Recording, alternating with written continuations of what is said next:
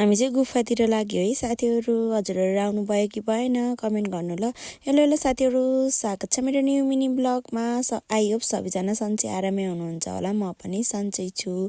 आजको दिन चाहिँ हाम्रो यसरी गयो साथीहरू। हामी चाहिँ गुफा जान थालेको अनि गाडी चाहिँ कुर्यौँ अनि बल्ल बल्ल गाडी आयो। त्यही पनि गाडी पनि ब्याक थियो अनि हामी चाहिँ उम्मी भए पनि गयौँ साथीहरू। हामी चाहिँ जान थालेको केटाकेटीहरूलाई लिएर अनि यहाँ बुवा पनि जाँदै हुनुहुन्छ अनि सीता दिदीहरू।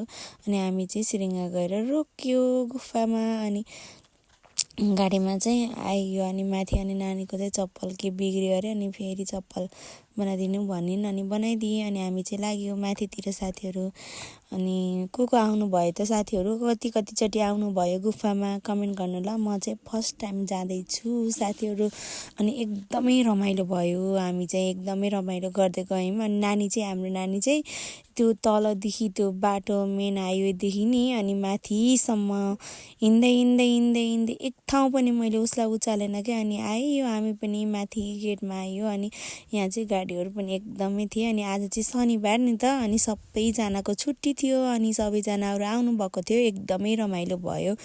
हेर्नु न कस्तो रमाइलो भएको छ क्या। अनि हामी चाहिँ पोखरी पनि हेऱ्यो अनि पोखरी हेऱ्यो अनि यता चाहिँ फोटो खिच्ने अनि पूजा गर्ने अनि एकदम उतापट्टि चाहिँ भदन अलिअलि सुरु भइसकेको थियो हामी पुग्दा चाहिँ। अनि हामी चाहिँ पहिला यता अगाडि बसेको थियौँ, हामीलाई थाहा थिएन नि त त्यहाँ मान्छेहरू बस्ने हो भनेर। अनि बस्ने मतलब कुर्सी नराखिकन बस्ने भनेर अनि हामी चाहिँ पछिबाट यता सर्यो साथीहरू। अनि हेर्नु न हामी यता आयो अनि मैले चाहिँ मेरो नानीलाई पनि एउटा कुर्सीमा राखेको थिएँ अनि कुर्सीमा राख्दै अनि सुतिन्। अनि अलि ठुलो भइसकेपछि त अब काखमा लिँदा पनि त लिन पनि सकिन्न नि त, एकदमै लिएर बसिरहन पनि सकिन्न। अनि एकछिनपछि चाहिँ अनि एउटा अङ्कल आएर कुर्सी चाहिँ खोसेर लिएर जानुभयो साथीहरू। अनि मैले चाहिँ दिएँ अनि यहाँ चाहिँ दौवाको स्कुलको चाहिँ स्काउटका विद्यार्थी भाइ बहिनीहरू अनि आएका थिए। अनि कस्तो राम्रो देखेको के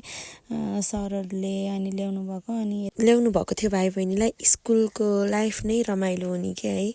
अनि यहाँ चाहिँ आरती सुरु भयो अनि म चाहिँ उठ्न पाइनँ किन भन्दा मेरो काखमा चाहिँ नानी थिइन् अनि त्यही भएर यता चाहिँ एकदमै रमाइलो भइरहेको थियो। हेर्नु साथीहरू एकदम के त्यो भजन पनि सुनिरहँदा जस्तो नाचिरहँदा जस्तो भजन गाउने एकदमै। अनि हामी चाहिँ यता अनि नास्ता भोजन गर्ने भनेर यता आइयो। अनि यता आउँदाखेरि यहाँ पनि हामीले अब गथ्यौँ नि त। अनि यहाँ चाहिँ खिर बाँड्ने ठाउँमा पनि एकदमै कस्तो मजाले बाँड्नु भएको थियो कि। अनि हामीले चाहिँ हेर्नु न यसरी खाँदैछौँ साथीहरू, यहाँ पनि खाँदै हुनुहुन्छ अनि नानीले पनि खाँदैछ अनि सीता दिदी अनि यो दाईहरूले पनि बसेर खानुभएको छ साथीहरू। अनि केटाकेटीहरूले पनि खाँदैछन्। अनि हेर्नु न यहाँ यस्तो यो डाइपरहरू पनि कस्तरी फालेको हो कि। कमसेकम डाइपरहरू त एउटा प्लास्टिकमा राखेर एकतिर लगेर फाल्दै पनि त हुन्थ्यो नि त, त्यही नै फालेका छन्। हेर्नु न अब यता चाहिँ अब कृष्ण बनाएर ल्याउने भन्ने भइसकेको थियो।